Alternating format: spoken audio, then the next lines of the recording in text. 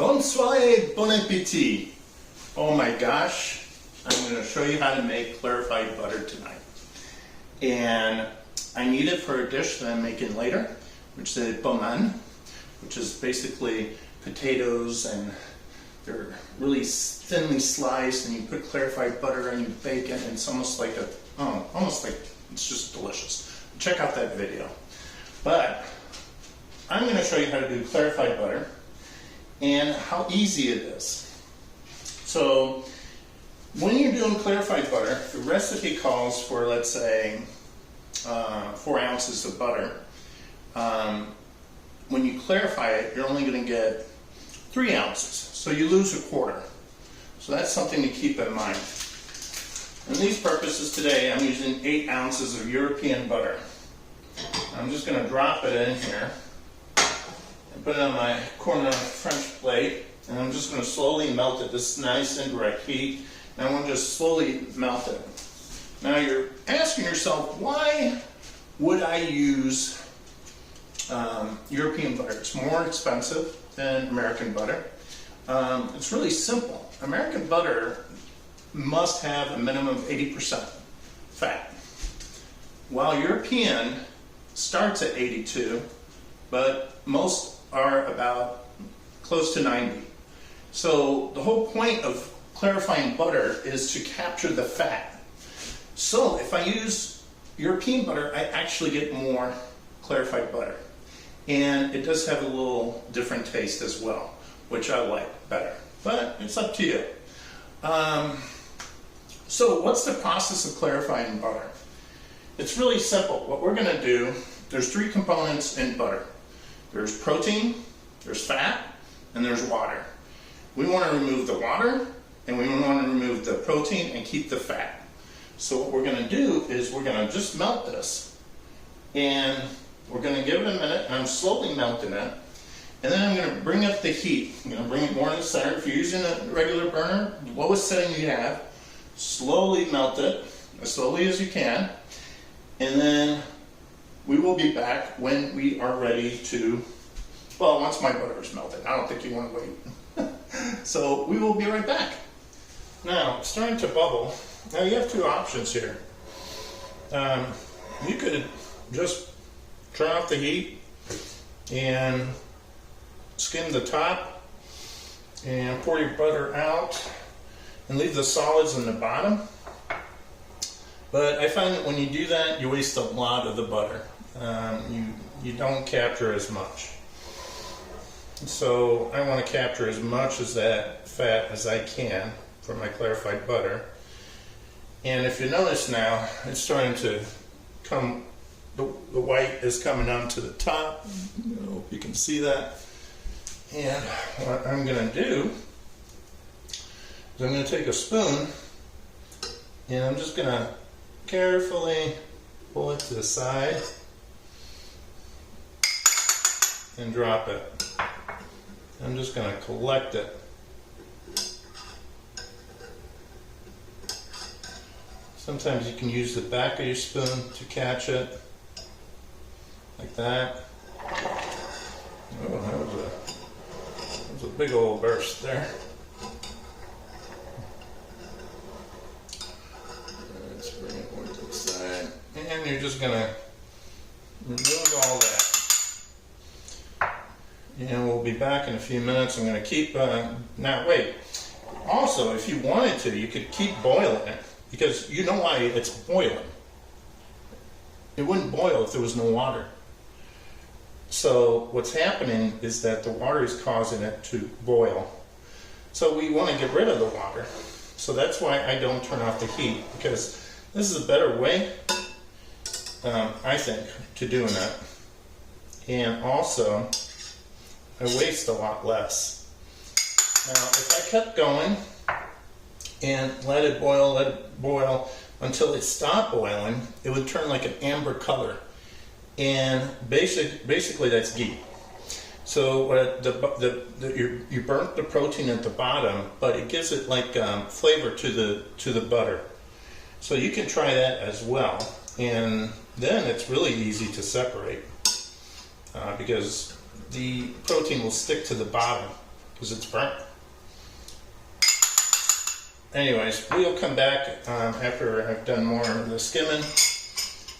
Okay, so I've been skimming and I keep skimming and let it boil a little bit.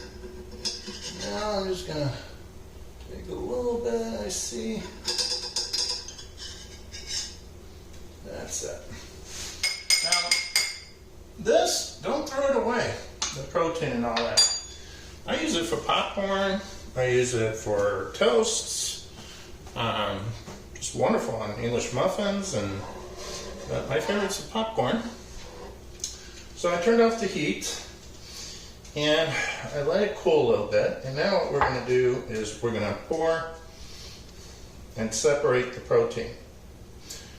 Now you wonder why I'm going through all this trouble to clarify the butter. Well, basically, clarified butter, I can cook it without burning it up to 480 degrees. But if I just put regular butter on the pan, at 250 it would burn. So I can do steaks, I can do sauces with this, I can do all kinds of things. So what I do, this is a Steve thing, I am going to pour this butter.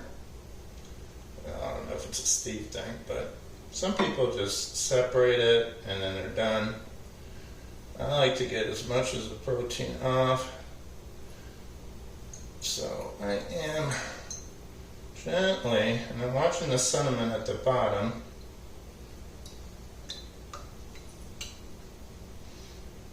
There we go. Gently pouring it.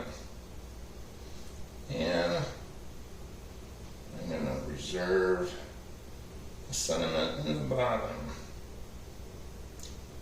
That's it. Okay. All right. So that's already starting to look nice. And that's the second pour. Now these guys, I like to save them. These are the butter wrappers.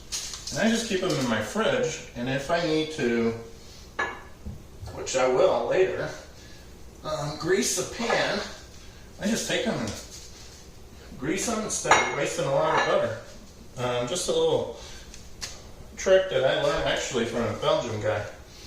I thought it was brilliant. That you learn from, I think, his aunt. So we're going to skim some more until we get all those solids out. And we're just left with our beautiful clarified butter. And I mean, yes, it takes a little patience to do this. By the way, it also helps to wipe your spoon. So, we're going to let this butter sit here. And this is my last step. For probably like about a half an hour to 45 minutes.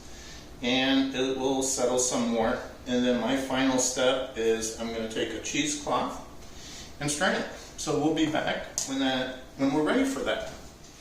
Okay, so we're back. The butter has rested and it's relatively cool. A little bit more cinnamon, just a tiny bit is still left in there. So what I took is a cheesecloth and I quadrupled it. I folded it in 4. And a strainer. I'm just gonna again pour and avoid the sediments on the bottom. And this is the last step, folks. Just get all that protein out. Keep all that beautiful fat. And I'm going to use this on a plum en, which is potato scalloped, and put in a baking sheet, and you put clarified butter and cook it in the oven, and oh my gosh, it's so good. There's so many uses for this, and you don't need to do this often because it will keep in the refrigerator 6 months to a year, people say. Mine never lasts that long. And there we go.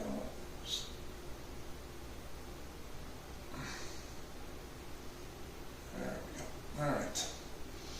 I'm going to be greedy. Let that drip sit there for a while, but that's it. Clarified butter. Beautiful clarified butter. You know, not that complicated. I hope you enjoyed this video. Please subscribe. It helps me out. And if you like it, like it. If you have comments for me, love comments. I know there's a bunch of ways of doing this, but this is the way it works for me. And whatever works for you is awesome. The point is just love cooking and enjoy. Bonne soirée, bon appétit.